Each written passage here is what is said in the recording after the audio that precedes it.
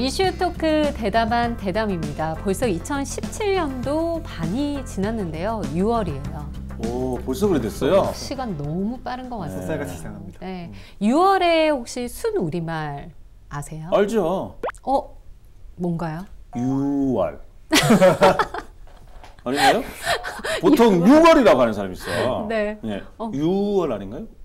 아닙니다. 네. 당황했네요. 진짜 정답을 맞추시는 줄 알고. 네. 어디서 많이 들어봤는데. 6월을 순 우리말로 하면 누리달이라고 하는데요. 누리달? 누리달.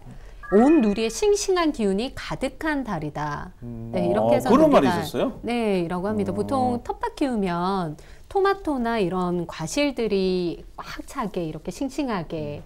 네. 맞아요. 저 기억이 나요. 그러니까 6월은 기억 안 났고 12월이 매듭달인가? 뭐 이랬던 걸로 기억하는데. 매듭달. 매듭달. 매듭달. 그 어디서 하늘에 이제 매듭 짓는다고. 그런 본 거 그런 순우리말에 따른 근데 뜻이 있는 걸 본 것 같아요. 네, 보통 뭐 1월부터 12월까지 하면 영어로는 많이 알잖아요. 근데 순 우리말은 이렇게 하니까 저도 원고를 받아보고 영어로 6월이 뭐죠? 6월 갑자기 그래 보여요. 네. 주운인가? 네, 아마 자막으로 넣어주실 거예요. 중국어는 뭐예요? 그것도 자막으로. 리오예입니다. 중국어는 되게 잘하시네요. 네. 중국에 관심 많잖아요. 네, 우리말 공부도 좀. 그래서 제가 해왔어요. 1월이 해소슴달. 네, 해오셨네요. 네. 2월이 뭔지 알아요? 시샘달. 그 이제 추위가 이제 봄이 오는 걸 시샘한다 해서 시샘달. 3월은 뭘까요? 물 오름달입니다. 물이 이제 그렇군요. 이 식물들이 이제 물을 쫙쫙 빨아들이니까 물 오름달. 4월은 잎새달, 5월은 푸른 달, 10월은 겨울직녀달, 8월은 타오름달, 9월은 열매달, 10월 하늘 연달, 11월은 미튼달, 아까 12월은 매듭달. 매듭달. 이상 최현진의 순 우리말이었습니다.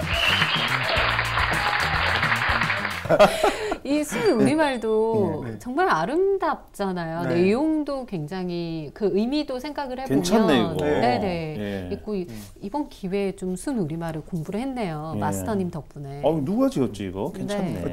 6월 이 순 우리말로 누리달이라고 말씀드렸잖아요. 그런 의미를 담아서 온 누리에 싱싱한 기운이 가득한 그런 기운을 담아서 오늘 대담한 대담 시작해 보도록 하겠습니다. 그럴까요? 마스터님 요즘 좀 젊어지시는 것 같아요. 그런가요? 저는 요즘 그 한 분 때문에 제가 이제 뉴스가 업이지 않습니까? 막 가슴이 벅차오르는 어떤 힐링이 돼요. 보통 우리가 뉴스나 이런 걸 보면은 답답하잖아요. 안 좋은 일, 세상에 온갖 더러운 일은 다 있고. 근데 막 사람에게 희망 주는 일, 이렇게 막 가슴이 벅차오르고 막 이런 거 있잖아요. 또 막 눈물 흘리고 했잖아요. 저번에 5.18 같은 때는.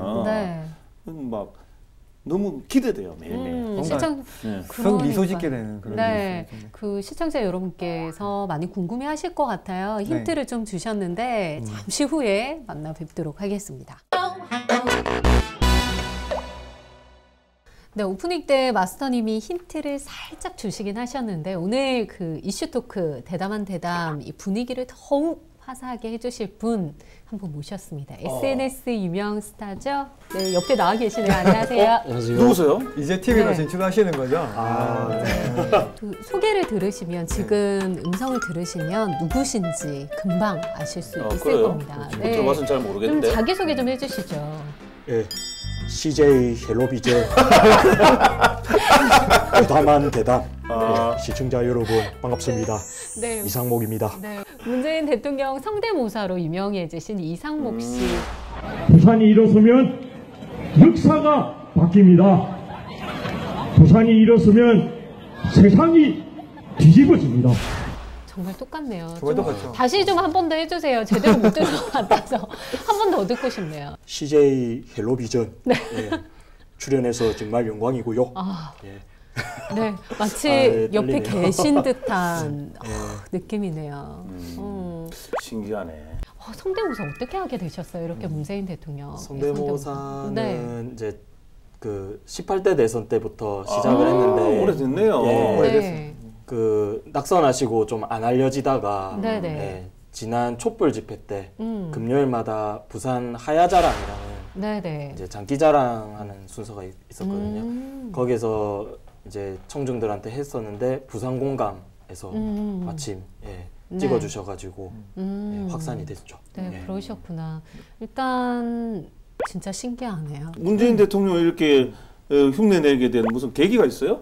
네, 아무래도 문재인 대통령을 지지하는 것도 있지만 살아가는구나. 애정이 담는 데잖아. 그러니까 애정이 담기지 않고서는 이렇게 오랜 시간 목소리를 연구할 수 없다. 많이 연구를 하셨겠어요. 네, 연구 이제 연설도 워낙 좋으시니까 보면서 따라하게 됐습니다. 화법도 많이 바뀌었나요? 네, 화법 뭐 이제 아무래도 18대 대선이랑 지금이랑 봤을 때 연설이 좀 더 세련되지시고 메시지도 분명하시고 그래서 더 따라하기 쉬워졌죠. 아무래도 재수를 하다 보면은 잘하게 돼 있어요. 네, 궁금한 게 그러면 18대 대선 때와 지금 19대 대선 때 조금 해주실 수 있어요? 차이점? 어려운데. 18대 때 생각나세요? 한번 해주세요. 네, 18대 대선 때는 토론에 나오셔가지고 그 쌍시옷 발음 좀 그때는 많이 세셨거든요. 네, 한번 해주시죠. 그때 대표적인 문장 하나 있었는데 뭐, 싸움을 중단하시고요. 그 싸움을 그만해야 된다는데 싸움 자꾸 말씀하셔가지고 19대 때는 훨씬 세련된 느낌이시군요. 그리고 방송에도 많이 나오시다 보니까 좀 이렇게 능글능글하게 잘 하시더라고요. 재수를 해서 그렇다니까요. 세련되고 매끄러우신 거죠.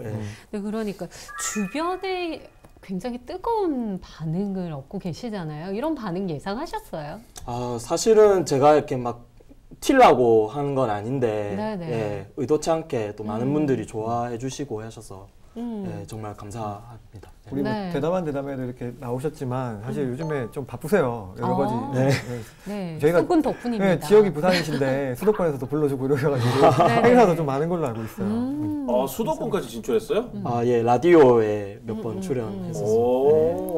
전국 방송에? 네, 전국 방송도 있고 수도권 방송도 있고. 이제 대담한 대담을 통해서 이제 얼굴이 알려졌으니까 다른 데서 또 이렇게 또 나오시지 않을까. 저는 이제 문재인 대통령 성대모사로 많이 알려지셨잖아요. 그래서 저는 목소리만 많이 들어서 좀 나이가 있으신 분이 아닐까 이랬더니 꽃청년이 어디서 나오셔서 나이가 28이라고 들었어요. 아직 청춘이시네요. 그러면 청춘인가요? 그럼 자연분은 성대가 상했다는 얘기예요? 그런 거. 그렇게 또 몰아가시면 담배 안 핍니다. 실제로 만난 적도 있으세요, 문재인 대통령? 네, 만난 적 있습니다. 어떤 말씀 해주셨어요? 그때 이제 서울에서 문재인 전 대표 시절에 만났는데 오늘 솜씨 발휘하시는 거예요? 라고 하시면서 웃으면서 이제 안아주셨어요. 그럼 대통령 후보 때는 못 만났어요? 후보 시절에는 이제 국민 모두의 몸이시니까 만나시긴 유세 현장에서는 몇 번 뵀었어요. 사랑했지만 가까이서 볼 수가 없었네요. 저희가 오늘 스튜디오에 좀 특별한 세팅이 지금 요즘에 대세입니다. 오프닝 때는 없었던 급조된 그때 이런 세팅이 다들 아실 거예요. 대통령께서는 따뜻한 거 드셨던 것 같은데. 취향대로 소통하는 대통령이시니까 요즘에 이런 그 문재인 대통령의 행보를 바라보는 그런 신경을 좀 대통령의 성대모사로 좀 해주신다. 대통령님 당선 축하드리고요. 지금도 소통의 행보 잘 보고 있습니다. 앞으로도 우리 국민들과 소통하는 대통령 되어 주십시오. 감사합니다. 너무 잘하신. 똑같네. 마스터님이 갑자기 굉장히 좀 경청하시고 겸손한 이런 자세로. 최고 지존이 계시네. 조심해요. 제가 방송하면서 손을 이렇게 잘 안 모아요. 그러니까 자연스럽게 이렇게 손이 딱 모아지네. 이렇게 좀 이야기를 나눠봤는데 그냥 보내기 아쉽네요. 노래 한 곡 할래요?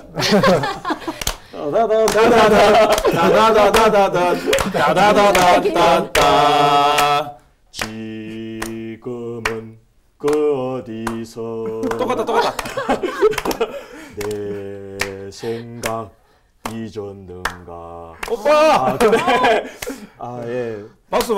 실제로 이렇게 부르셨는지. 예, 비슷한 것 같아요. 네, 이렇게 네. 부르셨을 것 같아요. 네. 실제로 네. 부르셨으면. 네.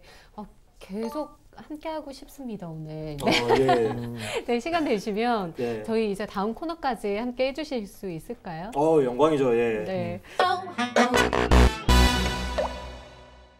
저희 이번 한 주도 좀 이슈가 많았습니다. 네. 뭐 좋은 이슈만 들리면 좋을 텐데 사실 좀 눈살 찌푸리게 하는 그런 소식들도 굉장히 많이 있고요. 제가 선택한 이슈는 이 맘카페 변질 논란입니다. 이 맘카페 아시죠?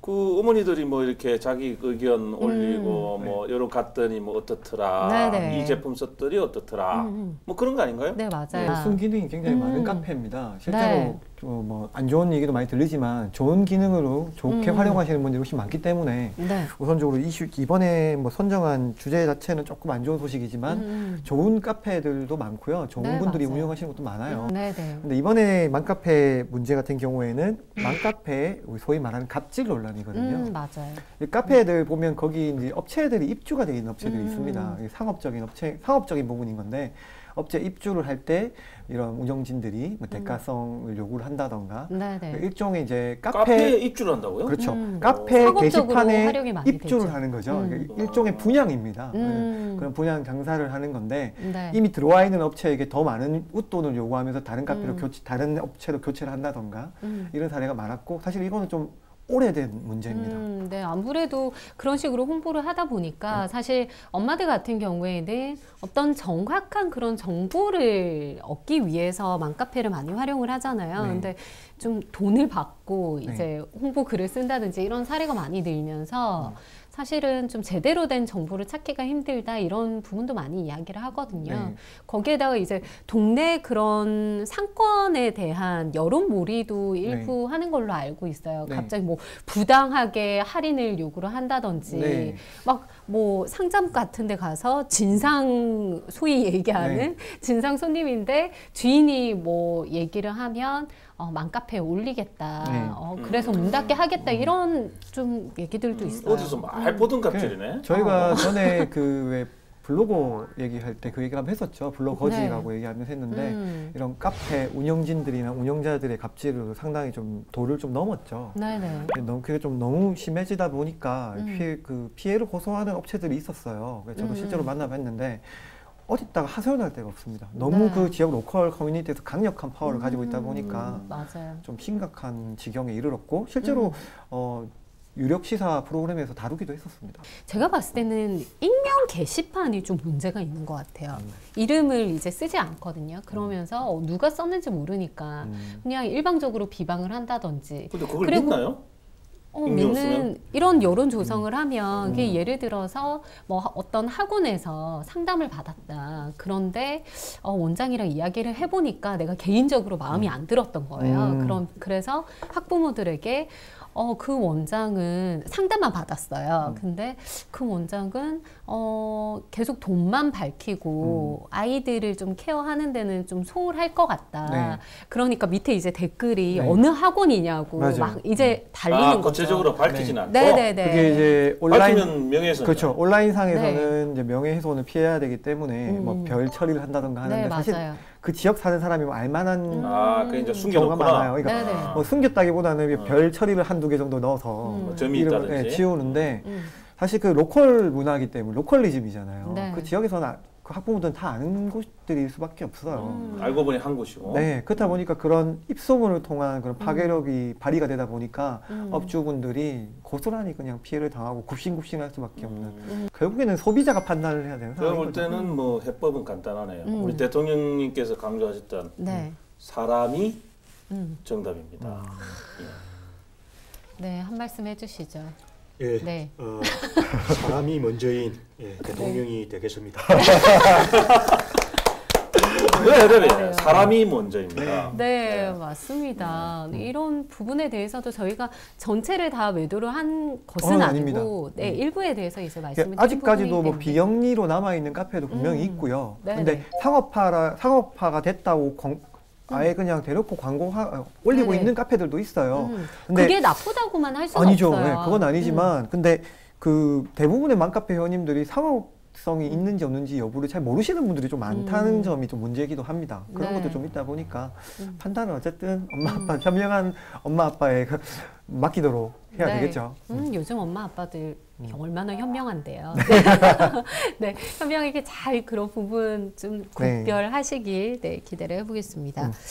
이제 다음 주제로 이슈로 좀 넘어가 볼까 하는데요. 얼마 전에 이 송군이 운영하는 부산 공감 페이지에 이 남포동 쓰레기 문제 올라왔는데 굉장히 심각하더라고요. 이거 저희가 독자 한 분이 사진 하나를 제보해 줬는데 저희가 올렸어요. 사실 이 관련된 사진은 작년에도 올랐었고 재작년에도 한번 올렸었거든요. 이번에 또 그 마스터님 계신 국제신문에서 이 문제를 다뤄주셨거든요. 이게 시민들이 이걸 알고 있어요. 심각하다는 거를. 그럼에도 이게 개선이 잘 안 되는 것 같습니다. 댓글도 굉장히 많이 달렸고요. 가장 많은 문제는 시민의식 문제를 얘기하시는데 또 시민의식을 얘기하니까 거기에 또 반발하시는 네티즌도 많았거든요. 시민의식이 아니다 이게. 시민의식을 말하기 전에 과연 너는 버리지 않았냐고 말할 수 있느냐. 그렇게 말도 하시더라고요. 그러니까 이렇게 올라오면 부산 시민의식 굉장히 많은 좋은 것 같은데 막상 정작 벌어지는 현상은 그렇지 않다. 결국에는 도덕적인 문제 그리고 그 행정 차원으로서 쓰레기통이 없다는 거 이런 것도 지적을 많이 하시는데요. 뭐 중구청에서도 말이 많고 문제가 좀 있어요. 국제신문에 올라온 기사도 그런 내용으로 지금 소개를 해주셨더라고요. 일단 중구에 대해서 말씀을 간략하게 드리자면 쓰레기는 배출자 부담 원칙에 따라 시민 스스로 처리해야 한다. 요게 중구의 원칙입니다. 그래서 뭐 쓰레기 종량제 이후로 쓰레기통을 모두 치웠는데 환경미화원들이 수시로 치우고 있다고 합니다. 근데 그래도 이제 사실 쌓이는 거는 주말 이럴 때는 또 쉬시잖아요. 그럴 때 쌓이는 건데 이게 사실 기사가 나올 때까지만 해도 중구에서 대책이 없었어요. 그래서 제가 어저께 대책을 받았어요. 답변을 받았는데 그 구청장님 지시사항으로. 그 요즘에 지시사항이란 말 예전에 좀 안 좋게 들었는데. 아 이거 재밌네. 아 이거 문서 제목이 재밌네. 테이크아웃용 컵. 테이크아웃용 컵 방치 쓰레기 특별 수거 및 개선 방안 보고. 이래가지고. 아 그 행정 문서에서. 넣으셨어요? 제가 사진으로. 민원 넣으셨어요? 아니 민원은 아니고 구청에 문의를 하니까 이 대안이 곧 나올 것 같다. 그 구청장 지시사항이 있어서 문서화가 되면은 보내드리겠다 하더니 급하셨는지 파일로 안 보내주시고 사진으로. 이게 사실 국제신문의 역할이었던 것 같아요. 신문을 보신 것 같아요. 그렇군요. 보니까 쓰레기 수거 인력을 좀 더 늘리겠다. 이게 이제 하나고요. 보시면 저 채용이네, 그죠? 네, 채용을 좀 그리고 현수막 강조하시는 거 또 현수막을 좀 추가 설치하겠다. 그리고 업소마다 일회용 컵 회수기를 별도로 설치를 좀 유도하겠다. 요 정도인데 아직까지는 뭐 이 정도 가지고는 좀 힘들 것 같고요. 아 그거 하니까 생각이 나는데 자 이거를 이제 판업소에서는 이제 받아주잖아요, 그죠? 그러면 이제 그 다른 업소에서도 비슷한 업태가 있을 때 그게 이제 공공적으로 다 이걸 이제 받아주면은 예를 들어서 구청이 갖다 준다든지 이러면은 다 뭐 이렇게 받아주고 하는 그런 문화가 돼 있으면은 뭐 여기서 사서 마시다가 여기에 갖다 주면은 그거 좋은 아이디어네. 상국 씨도 남포동 자주 가시죠? 네, 저도 먹을 것도 많고 쇼핑도 하러 가죠. 자꾸 이게 나왔다가 들어갔다가 나왔다가 들어갔다가 자꾸 문재인 대통령님께서 내 옆에 계신 듯 오셨다가 쓰레기 많은 거 느끼셨어요? 예, 밤에 가면 좀 많이 느끼고. 밤에는 이제 수거하시는 인원이 없으니까. 좀 시민들 의식도 이렇게 조금 바뀔 필요가 바뀌어야 있고요. 돼요. 그런 부분이 언제까지 남탓만 할 겁니까? 그러니까요. 자꾸 이래 쓰게 되면 일회용품 더 제한하겠죠. 그러다 보면 우리 편리함이 더 사라지는 거니까요. 이게 대해서 대통령께서는 어떻게 생각하세요? 커피를 또 사랑하시는 분이거든요. 본인이 가져온 쓰레기는 본인이 챙겨 가십시오. 그렇게 해주실 수 있죠. 네, 효과가 저희가 100번 이야기하는 것보다 그렇죠. 이거 설치 안 해도 해결될 것 같아요. 다음 이슈 한번 넘어가 보도록 하겠습니다. 이 남포동 쓰레기 문제 이야기를 했는데 좀 비슷한 건가요? 마스터님이 좀 눈여겨본 이슈가 있다고요? 역시 규모가 큰 걸 보셨어요. 네. 규모가 큰. 좀 이해가 안 되더라고요, 저는. 그게 이제 미술품이잖아요. 미술품이 바다에 꼬꾸라져 가지고 엉망이 돼 있는데. 다대포 해수욕장 해변공원에서. 그게 이제 우리 신문에 사진이 실렸잖아요. 그죠? 좀 이해가 안 되더라고요. 그러게 되면은 당장 지나가다 보는 사람들도 많을 거고, 그러면 이제 구에 이제 민원이 들어갈 거 아니에요, 그죠? 미술품이 자빠져가지고 지금 방치돼 있다. 어? 네네. 사람이 우리 자빠져도 이렇게 세우잖아요, 그죠? 네. 물론 사람이 아니라서 그런가? 그런 건 아닌데 이걸 왜 계속 놔두냐 이거죠. 바다미술제 작품이잖아요. 네. 미술 작품인데 이렇게 관리가 안 되고 있는 상황인데, 그렇죠? 저는 처음에 이게 네. 원래 그렇게 해놓은 건 줄 알았어요.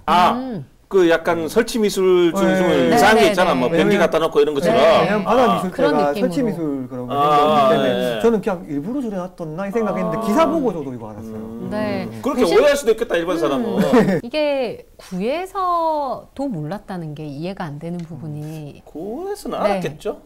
알았는데 방치했다. 아니, 우리가 할 게 아니라는 거죠. 아, 우리가 할 게 예, 아니다. 이걸 설치한 쪽에서 해야 된다. 네. 왜냐하면 이제 우리 이제 속설에 그런 게 있잖아요. 손 대면 책임져야 된다.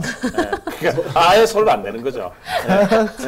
일단 부산 비엔날레 측에서는 뭐 지자체에서 좀 시설물은 좀 관리를 해야 된다. 네, 이런 아니 이제 입장이고. 비엔날레 쪽에서는 이제 몰랐다. 아, 몰랐다 이렇게 되고 이제 있는 멀리 거. 떨어져 있으니까 몰랐다는 거고 구에서는 알았지만은 우리 게 아니니까 네네. 괜히 그래 손댔다가 책임져야 할 수 있으니 또 미술품이고 네네. 하니까 예민할 수도 있죠. 예. 그래서 놔둔 거다.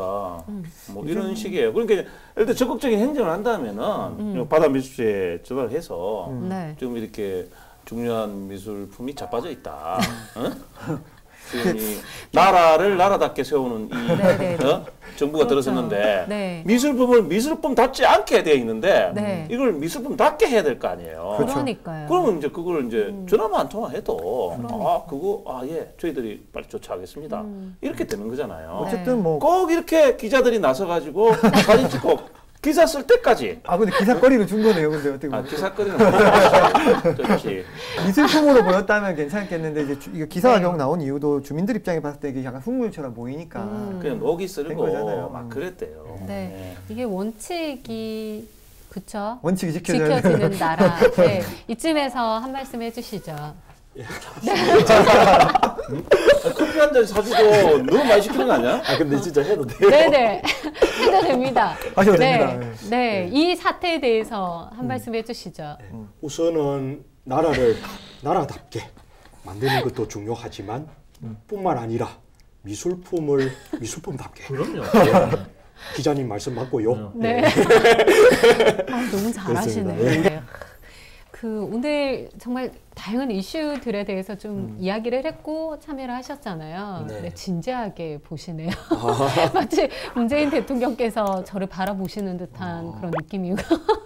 네. 그러니까 흉내를 내시다 보니까 아까 내가 했잖아요. 사랑해야 흉내 내거든요. 네네. 그러다 보니까 이게 감정이입이 벌써 되신 것 같아요. 맞아요. 네. 그 느낌도 받아요. 네. 상국 씨 SNS 보면 아주 사랑이 장난 아니에요. 그러다 장난을 하는 거 아니야? 그러니까 제가 원고에도 없는 좀 무례한 그런 요구를 많이 드렸습니다만 오늘 마지막으로 좀 함께한 소감을 또 남겨주셔야 될 것 같아요. 네, 어떠셨나요? 먼저 방송 정말 재밌었고요. 예, 부산에 다양한 이슈들이 있다. 네. 예, 그런 거 새롭게 알 수 있어서 정말 기쁩니다. 네. 청와대에서 말이죠. 국제신문 이렇게 봐주시고 국제신문 페이스북 들어가서 보시면은 내 고향 부산의 이슈들을 이렇게 보실 수 있으니까 잘 봐주시기 바랍니다. 저희가 지난번에 부산 관련 공약에 대해서 점검을 해봤지 않습니까? 네. 문재인 대통령께서 부산 관련 공약, 우리 비피철에 그리신 마스터의 공약도 많이 봐주셨으면 좋겠네요. 왠지 다 처리해 주실 것만 같은, 네, 청와대에서 보실 것만 같은 그런 느낌 받았는데요. 네, 앞으로도 저희 이슈 토크 대담한 대담 많은 시청 부탁드리겠습니다. 오늘 함께 해주셔서 고맙습니다. 감사합니다. 네, 이번에 모신 분은요, 2001년부터 무려 17년 동안 동물 보호에 앞장서고 계신 분입니다. 옆에 계시죠? 네, 부산 동물학대방지연합 김혜라 대표님 모셨습니다. 네, 안녕하세요. 네, 안녕하세요. 반갑습니다. 네. 먼저 이 부산 동물학대방지연합, 뭐 동물학대를 방지하는 곳이긴 한 것 같은데 좀 소개 좀 부탁드릴게요. 네, 저희 그 부산 동물학대방지연합 같은 경우는 회원이 한 8,000명 정도 되고요. 오, 맞네요. 그리고 이제 이름에 또 맞게 동물학대 방지라든지 그리고 또 유기동물 입양, 뭐 동물보호법 개정, 네. 또 관련한 각종 캠페인이나 교육, 그리고 이제 뭐 또 이런 반려동물뿐만이 아니라 네. 우리가 이제 꽃마차 뭐 그런 논란도 지금 예전에 많이 있었잖아요. 네. 그런 거라든지 또 최근에 이슈가 많이 되고 있는 돌고래 같은 경우에 뭐 농장동물, AI 이런 것들 뭐 다 합해서 그러니까 동물에 관해서는 동물 보호에 관해서는 거의 다 모든 활동을 다 한다고 그렇게 보시면 되겠습니다. 예. 그 반려동물과 관련된 모든 활동이 딱 예. 애견에만 그렇게 집중되어 있는 것도 아니고. 그게 아니고 동물에 관련해서는 뭐 거의 모든 이슈는 다 다룬다고 생각을 하시면 돼요. 네. 네.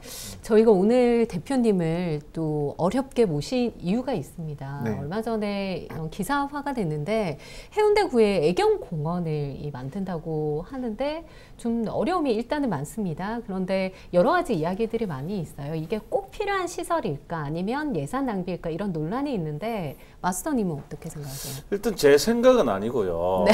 일부에서 보면은 이게 뭐 사람 사는 것도 부족한데 네. 뭐 아파트도 없고 그죠? 주택도 네. 보면 지금 월세나 뭐 저세 사는 많지 않습니까? 뭐 사람도 살 데가 없는데 네. 동물들까지 해줄 데가 있느냐? 네.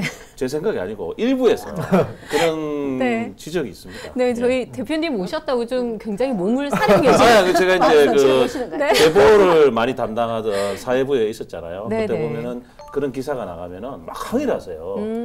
아니 뭐 사람 네, 저번에도 이야기했지만 그 해운대역 앞에 네. 급식하는 거 있잖아요. 네. 그 공간도 하나 구해서 마련해주지 않으면서 동물에게는 그렇게 애견에게는 네. 신경을 쓰느냐. 그래서 막 화를 냈어요. 네. 그럼 내가 사실은 뭐 이렇게 적극적으로 좀 대변하기 좀 힘든 부분이 있거든요.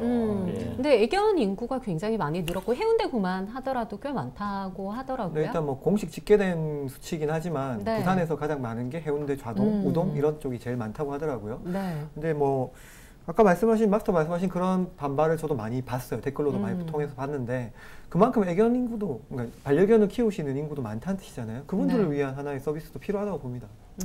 네, 맞습니다. 지금 그 부산에서는 해운대구가 그 아까 말씀하신 것처럼 네. 반려동물 수가 제일 많거든요. 그리고 또 모르시는 분들이 많은데 사실 이렇게 반려동물을 키우시는 분들이 세금도 더 내요. 부가세라고 해서. 예. 저 많이 내고 있습니다. 예. 근데 저희가 세금을 내는 만큼 그만큼의 혜택은 전혀 못 받고 있거든요. 네네. 그리고 이제 이렇게 반려동물이 많아졌는데 반려동물을 데리고 저희가 사실은 어디 제대로 산책할 곳이 없어요. 그러다 보니까 어디 뭐 나가면 네. 괜히 좀 눈치를 많이 보게 되고 사실 그런 부분이 많거든요. 네. 그래서 저희 같은 경우는 이런 애견공원이 생긴다면 정말 좀 반가운 마음이고 환영하는 예, 그런 마음이죠. 저희 같은 네, 경우는. 예. 뭐 여러 가지 생각들이 많이 있겠습니다만 애견 공원이 생기면 좋은 이유, 좀 꼬부라미 어떤 이유가 있을까요, 대표님? 그 아무래도 애견공원 같은 경우는 그 사실 싫어하시는 분들이 많이 있잖아요. 이렇게 공원에 가게 되면 예, 안 키우시고 네. 뭐 옆에 오면 그러니까 이제 싫어하시는 분들 같은 경우에는 사실 뭐 이렇게 한 공간을 해놓으면 이쪽으로 이제 동물들이 다 가 있게 되니까 네. 좀 더 쾌적하게 이제 좀 뭐 공원이나 이런 데서 지내실 수 있는 부분이고 네. 그리고 이제 반려동물을 키우시는 분들 같은 경우는 아무래도 이렇게 목줄을 풀고 마음 놓고 좀 뛰어다닐 수 있게 해주는 게 정말 동물들한테 좋은데 이런 시설이 없어서 굉장히 좀 이렇게 목줄을 하고 다니고 또 막 힘들었었는데 이런 공원이 생긴다면 정말 여기 가서 자유롭게 뛰어놀게 하고 네. 예, 그렇게 같이 지낼 수 있고 그런 게 있는 건 정말로 그래서 이 또 애견인들은 되게 좋아하시는 거거든요. 그래서 네. 이게 사실은 뭐 싫어하시는 분들은 이게 뭐 이런 걸 하냐고 하시는데 이게 애견인, 비애견인 다들 좋은 그런 같이 공존할 수 있는 네. 그런 시설이라고 좀 이해를 해주셨으면 좋겠어요. 부산이 이 동물에 대해서 좀 보수적인가요? 비교하기는 좀 그렇지만은 이제 서울이나 수도권 이런 쪽하고 보면 그쪽은 정말 애견공원이 많이 있고요. 울산도 네. 있는 것 예, 같아요. 가까운 울산에도 애견공원이 있어서 사실 경남 지역 이런 쪽에 이 반려동물을 키우시는 분들이 울산 쪽으로 굉장히 많이 가세요. 예, 그렇다 보니까 네. 사실 부산에도 이런 게 있으면 정말 사람들이 많이 모이고 거기에 따른 물론 애견인들도 좋지만은 좀 사실 뭐 이 부가가치적인 그런 네네. 부분도 굉장히 큰 그렇죠. 효과가 있거든요. 네, 그런데 사실 아직까지도 부산은 조금 인식이 말씀하신 것처럼 좀 보수적인 부분이 많아서 네. 이게 사실 지금 굉장히 시 예산도 내려와 있고 구에서도 예산을 마련해 가지고 있는데 부지 선정 때문에 너무 지금 힘든 상황에 반여동에서도 무산이 됐고 지금 좌동에도 무산이 된 상황인데 예산은 지금 받아왔단 말이에요. 그렇죠. 올해 안에 사용하지 않으면 또 이게 사용이 안 된다고 하더라고요. 공원이 큰 데가 뭐 우동에도 있잖아요. 그래서 그쪽에 되면 정말 좋겠다는 얘기도 했었는데 이제 부지가 금액이 동물을 키우는데도 사실 교육이 좀 필요한 것 같아요.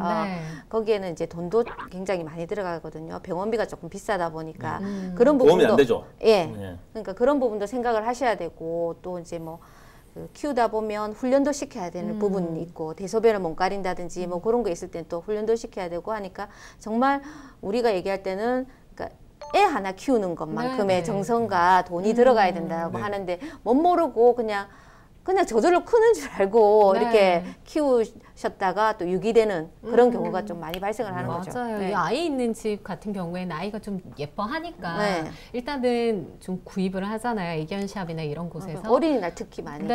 그러면서 이제 좀 못 키우니까 유기를 한다든지 이런 사례도 늘고 있는데 사실 좀 아이를 키우는 마음 정도의 어떤 의무감 그런 것들이 있어야 될 것 같아요. 동물을 키우는 게 그런 게 정말 꼭 필요하거든요. 그렇게 돼야지만 또 정말 키울 사람만이 키워야지 이렇게 유기도 줄어들고 좀 반려동물 문화가 조금 더 좋게 확산이 될 것 같아요. 언뜻 드는 생각인데요. 이 반려동물을 키우는 것도 무슨 어떤 전가조회 같은 거 해가지고 한번 이렇게 유기했거나 뭐 폭행한 그런 사람들은 못 키우게 하는 그런 게 필요할 것 같은데. 그런 법은 없죠. 외국에는 사실 이제 좀 동물보호법이 잘 돼 있는 데는 그런 게 있어요. 평생 앞으로 절대로 못 키우게 하는 그런 게 이제 독일 같은 데라든지 그런 데인데 사실 아직까지 우리나라는 그런 건 없고요. 그래서 좀 동물보호법이 많이 바뀌어야 돼요. 마스터님이 독일 마인드시는데 일단 우리나라 말에서 개라는 걸 빼야 돼요. 그럼 전부 안 좋은 건 개를 넣잖아요. 요즘에는 앞에 개가 붙으면 좋은 것도 있네. 좋은 것도 있고. 드디어 이제 좀 바뀌기 시작했구나. 대담한 대담 개 조금 이러면서. 제가 독일 나왔으니까 얘기를 하는데 우린 그 동물보호법 제일 정말 선진화되고 좋은 데가 독일을 이제 꼽고 있는데 그런 선진화된 제일 좋은 동물 보호법을 만든 사람이 히틀러라는 거. 히틀러가 애견인이었죠. 애견인이어가지고 그때 정말 근데 그때 만든 동물보호법, 독일 동물보호법을 보시면요. 지금 우리나라 거보다 더 좋아요. 뭐 애견 인구는 굉장히 는 것은 사실입니다만 사실 반려동물을 키우지 않은 가정이 대다수이기 때문에 이런 부분에 대해서는 논란이 계속 생길 수밖에 없는 거예요. 반려동물 키우는 가구 수가 어떻게 됩니까, 대표님? 저희가 지금 뭐 1,000만 그리고 이제 5가구 중에 1가구가 지금 반려동물을 키운다고 그렇게 통계는 나와 있거든요. 그러니까 지금 점점 늘어가고 있고 또 우리가 독신 인구들이 또 1인 가구 이렇게 늘어가고 있잖아요. 이러다 보니까 또 이제 키우시는 분도 좀 많아지고 그리고 여기처럼 1마리 키우시다가 2마리, 3마리 이렇게 또 늘어가는 경우도 있고 그래서 점점 이렇게 키우신 분들은 점점 많이 늘어나고 있어요. 함께 이제 공존한다는 것은 엄연한 사실이고 미래에도 함께 해야 되잖아요. 이런 부분에 대해서 조금 제대로 애견 공원이든 뭐든 좀 제대로 된 좀 시설도 있었으면 좋겠네요. 말씀을 나누다 보니까. 그러니까 이제 그런 동물에 대한 게 학대가 되면 그죠? 학대가 아니고 확대가 되면은 이게 이제 전 어떤 살아있는 것에 대한 어떤 애정 이런 걸로 그게 진짜 좋은 말씀이신데요. 그러니까 이 동물을 그냥 인간과 다른 그냥 뭐 하나의 그런 동물 뭐 이렇게 취급하시기보다 하나의 생명으로 봐주시면 되고 요즘에는 동물권이 생명권이라는 말을 많이 쓰고 있거든요.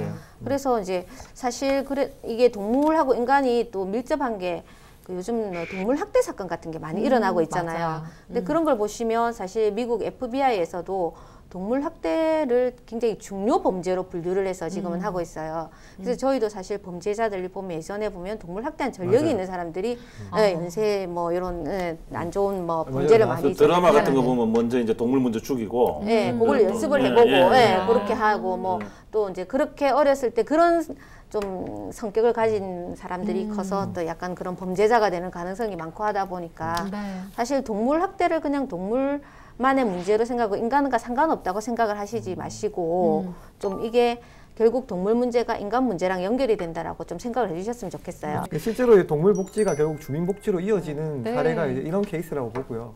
생명 윤리 이런 문제는 사실 교육을 아무리 한다는 것보다 결국 어른들이 하는 행동에 따라서 아이들도 배운다고 생각하거든요.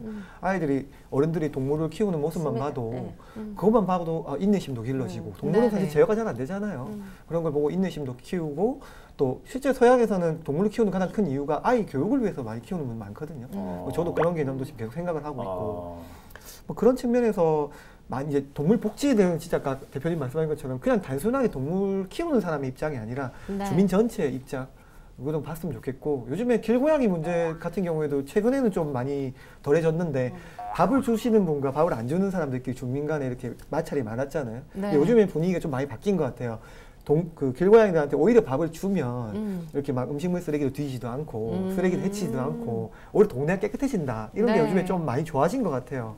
요런 하나하나가 이제 이어져서 주민들도 결국 더 좋아지는 거 아닌가 그 주변 동네 분위기가. 이렇게 유기되는 동물들을 막기 위해서 사실 반려동물 등록제도 시행을 했었잖아요. 좀 잘 시행이 되고 있나요? 어때요? 그래서 2013년부터 이제 뭐 그 전에 이제 시범 실시되다가 2013년부터 이제 전국으로 확대돼서 하게 됐는데 사실 뭐 어느 정도 효과는 있다라고는 생각은 하지만은 미비한 점이 아직도 많고요.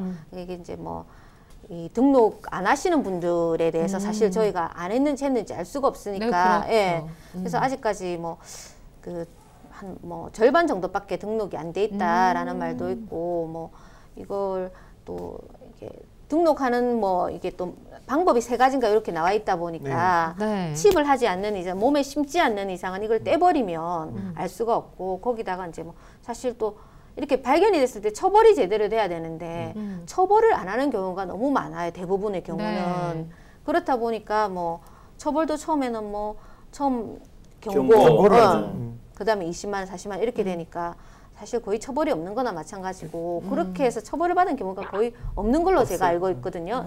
이게 뭐 의무 등록인데 의무적으로 안 하고 있어서 문제인 거죠. 그러니까 의무 등록이라는 거는 의무적으로 할 수 있도록 그렇게 조성을 해줘야 되는데 그렇지가 못하고. 이거 같은 경우는 이제 법이 좀 앞서간 거지. 그러니까 왜냐면 우리 그 인식 중에 그런 게 있잖아요. 개등록 안 했다고 우리가 처벌을 받아야 약간 강제성이 필요합니다. 되고 막 이러니까. 벌금이 아니고 이제 가태료인데 가태료를 왜 내야 되느냐. 제가 요거를 관련해서 다른 데서 이제 토론을 한 적이 있는데 설명을 할 때 그랬어요. 이게 의무 등록제지 않습니까? 의무라는 거는 강제성이 좀 부여가 돼야 되는데 강제성을 뭘로 했냐? 경고, 벌금으로 했단 말이죠.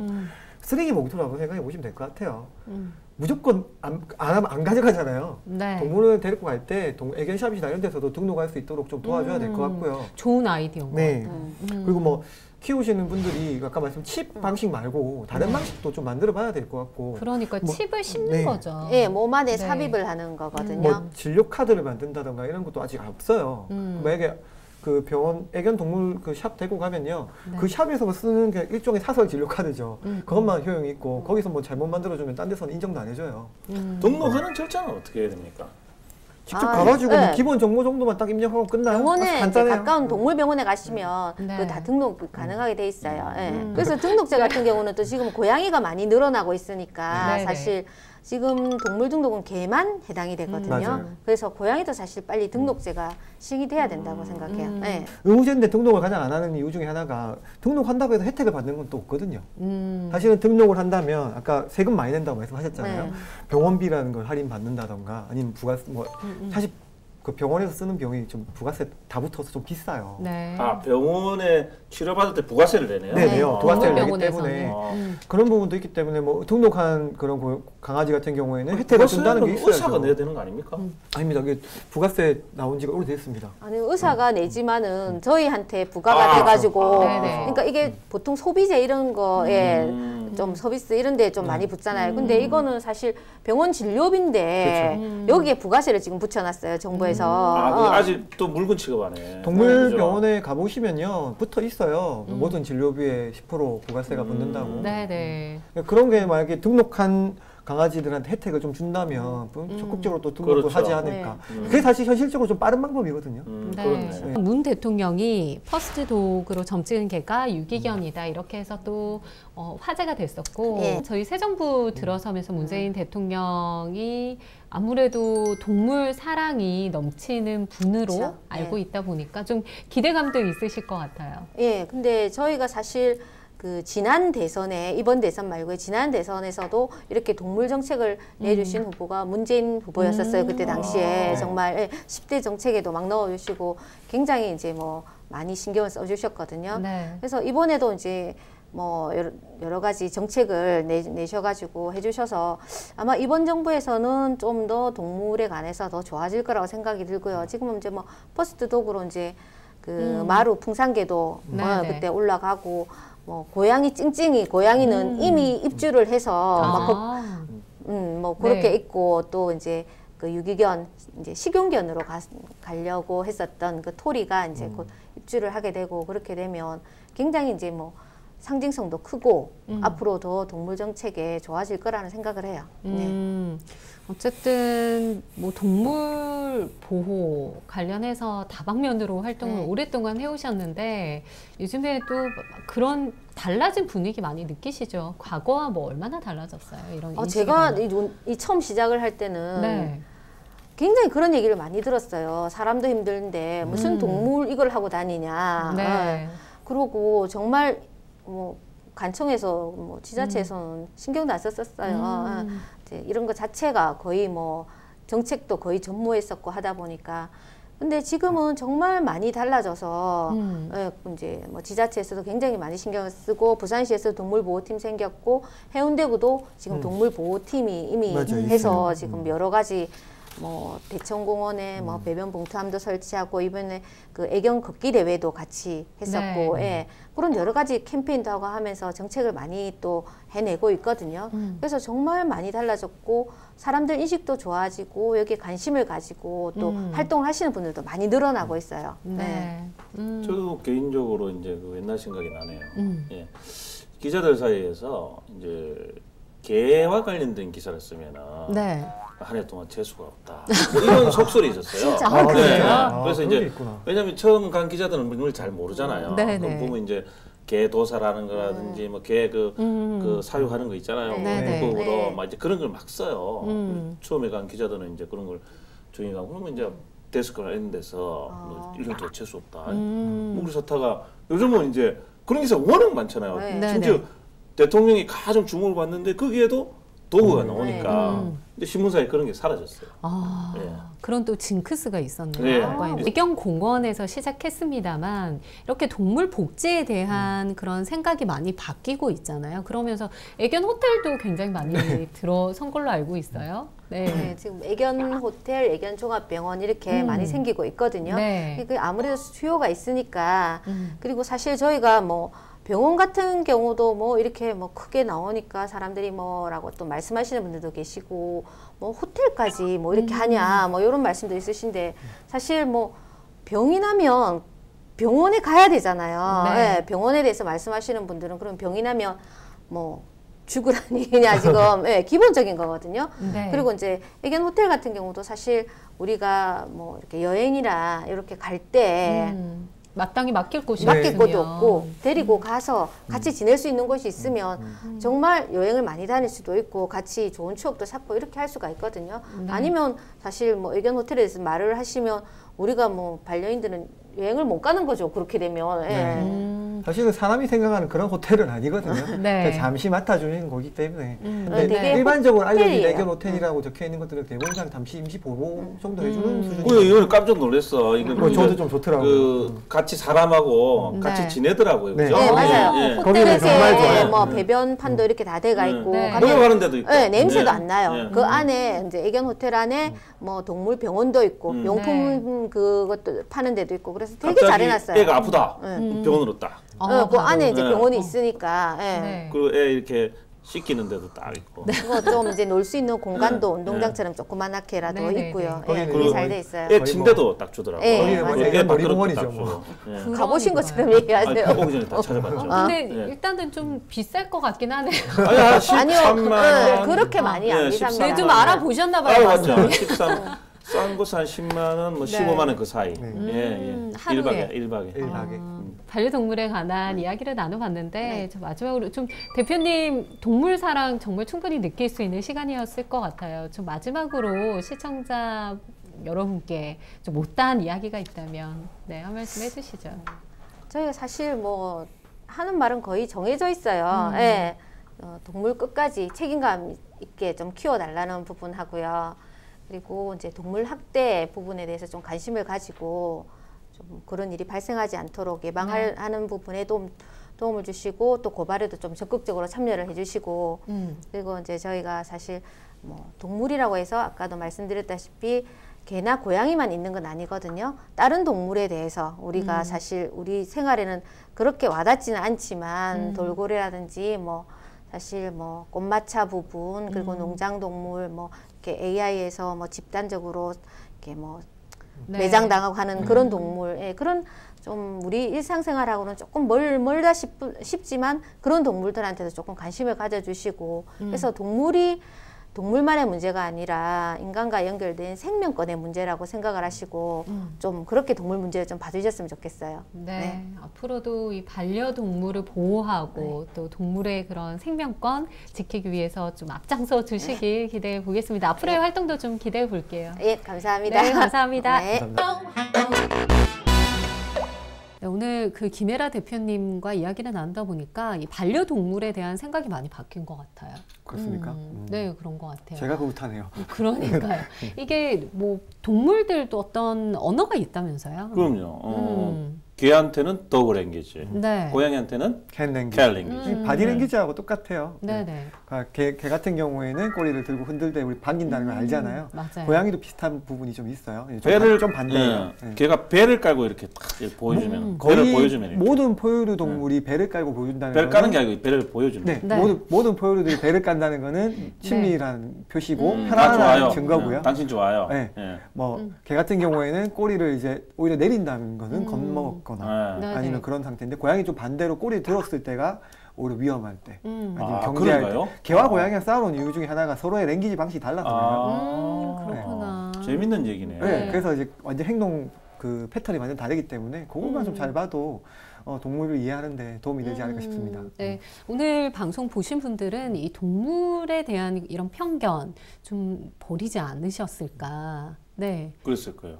생각이 많이 바뀌셨을 것 같은데 오스트리아의 동물학자가 있는데 이 콘드라 로렌츠라는 사람이 이런 말을 남겼다고 합니다. 무슨 말을 했죠? 사람 사이의 신뢰는 깨어지기 쉽지만 이 충직한 개는 결코 우리를 배신하지 않는다. 네, 이런 말을 했는데 사람이나 동물이나 다 똑같은 생명체잖아요. 네, 그런 이 세상의 모든 생명에 대해서 좀 존중하는 마음, 그런 마음 좀 가질 수 있길 기대를 해보겠습니다. 네, 이슈 토크 대담한 대담 오늘 여기까지고요. 시청해주신 여러분 고맙습니다. 감사합니다.